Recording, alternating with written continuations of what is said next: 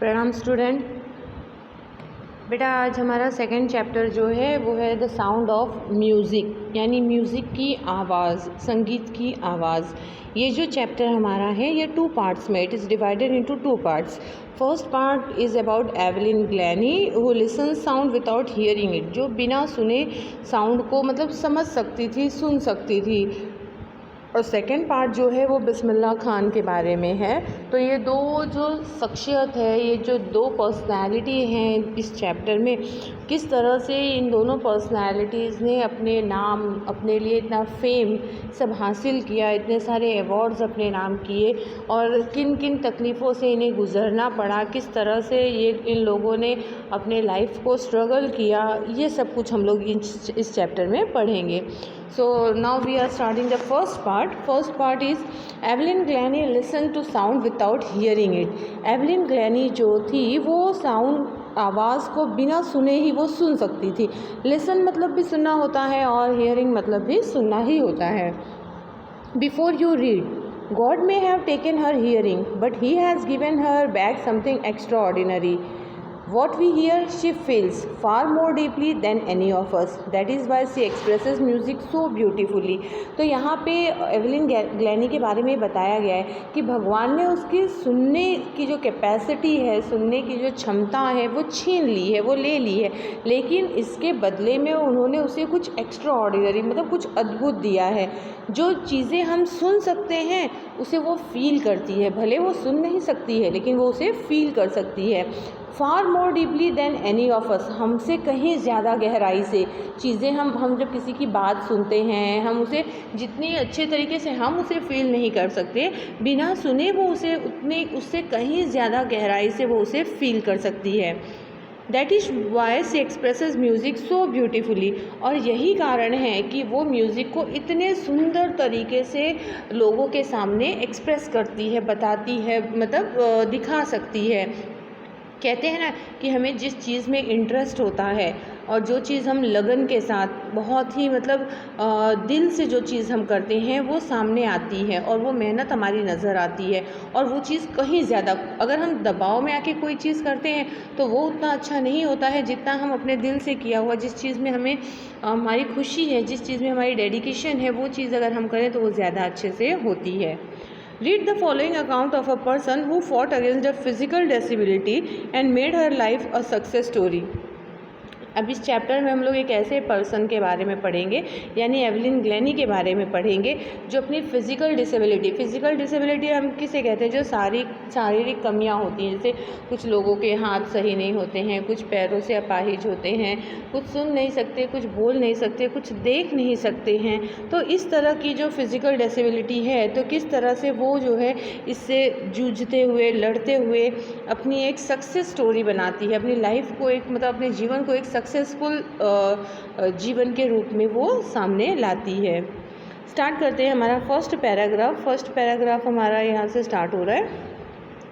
Rush hour crowd jostle for position on the underground train platform, मतलब काफ़ी भीड़ भाड़ था। रश आवर क्राउड मतलब भी भीड़ होता है और रश मतलब भी क्या होता है, भीड़ ही होता है, मतलब लोगों की भगदड़।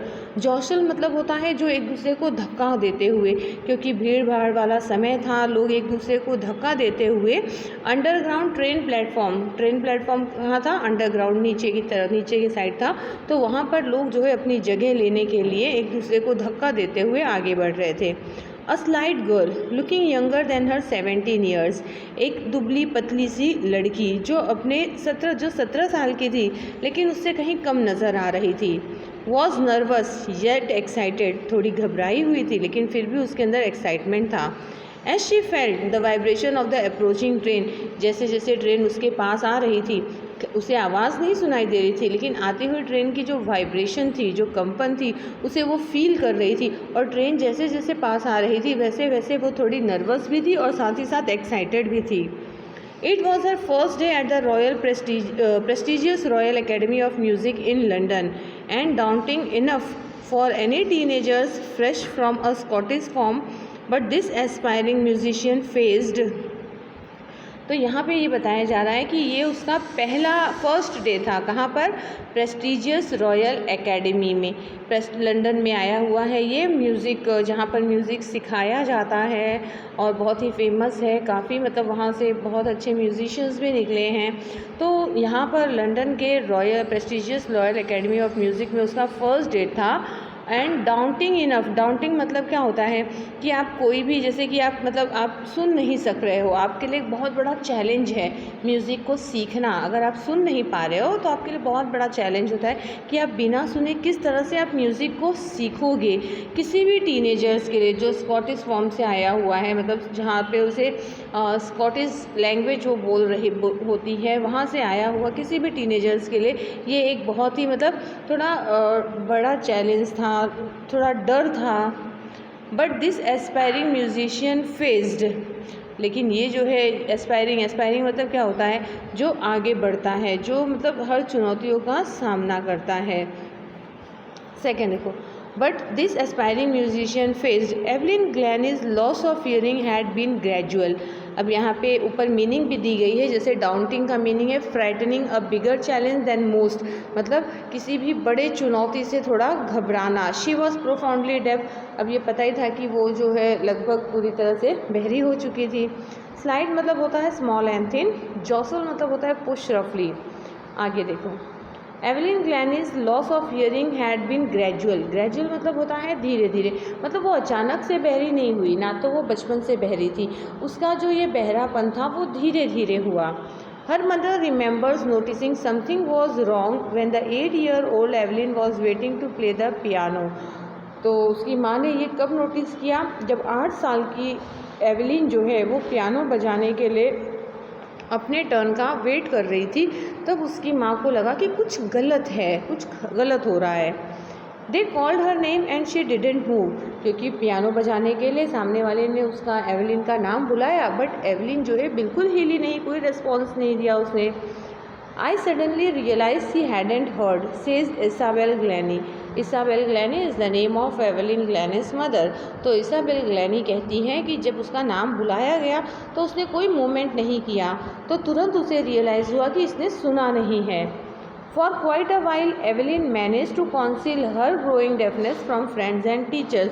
मतलब कुछ समय तक तो एवलिन जो है ना वो अपने दोस्तों से, अपने टीचर्स से, जो उसका जो बहरापन था धीरे धीरे बढ़ रहा था, तो वो उसे छुपाने की कोशिश करती है, मतलब मैनेज कर रही थी कि मतलब वो पता ना चले लोगों को कि भाई मैं सुन नहीं सक रही हूँ, तो इस तरह से वो कोशिश करती रहती।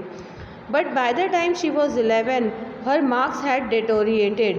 तो जब वो 11 साल की हुई, जैसे जैसे समय बीतता गया वो 11 साल की होने लगी, उसके मार्क्स जो हैं वो बहुत कम होने लगे, मतलब उसके मार्किंग में बहुत ही डिक्रीज़ आया, मतलब एक गिरावट आई उसके मार्किंग में। And her headmistress urge her parent to take her to a specialist.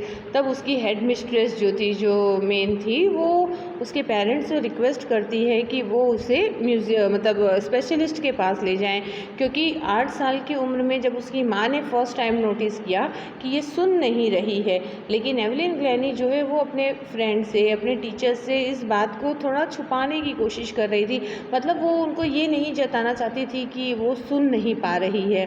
फिर लेकिन जब 11 साल की वो हुई और उसके मार्क्स में काफ़ी डिक्रीज़ हुआ, तो फिर उसकी जो हेड मिस्ट्रेस थी उसने उसके पेरेंट्स से रिक्वेस्ट की कि भाई आप इसे किसी स्पेशलिस्ट के पास ले जाइए।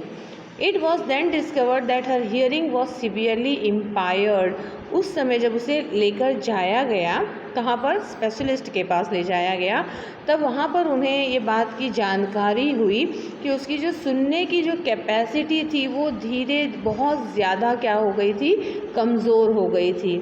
As a result of gradual nerve damage, मतलब जो कान की जो नसें होती हैं ना, नर्व, वो धीरे धीरे, ग्रेजुअल मतलब धीरे धीरे वो कान की नसें जो है वो ख़राब होती गई, और उसके वजह से उसके जो सुनने की कैपेसिटी थी वो भी बहुत कमज़ोर हो चुकी थी। They were advise that she should be fitted with hearing aids and sent to a school for the deaf. अब उसके पेरेंट्स को ये सलाह दी गई कि उसको हियरिंग एड्स, आजकल आप देखते हो कि अब तो बहुत मामूली छोटा छोटा भी निकल गया है, लोग जैसे ब्लूटूथ की तरह लगा लेते हैं कानों में या अंदर भी डाल लेते हैं, इस तरह से भी होता है हियरिंग एड। पहले बहुत बड़े बड़े मशीन जैसे आते थे जो पूरे कान को कवर कर लेते थे, तो उसको सुनने के लिए हियरिंग एड लगाया जाए और उसे स्कूल ऑफ डेफ यानी बहरों के स्कूल में भेजा जाए। Everything suddenly looked black says Evelyn. तो एवेलिन कहती है अचानक से सब कुछ उसके आगे जैसे अंधेरा सा छा गया। अब सोचो, जो बच्चा सुन रहा है अचानक से उसके सुनने की जो कैपेसिटी है वो ख़त्म हो जाती है, तो उसके ऊपर क्या बीतेगी। तो ये सब सुनने के बाद, जानने के बाद अचानक से एवेलिन के सामने सब कुछ अंधेरा सा छा गया। एस्पायरिंग म्यूजिशियन, देखो यहाँ पे दिया है meaning, a person who wants to be a musician, एक ऐसा व्यक्ति जो संगीतकार बनना चाहता है, जो म्यूजिशियन बनना चाहता है। और इम्पायर्ड का मतलब है वीकेंड यानी कमज़ोर कर देना।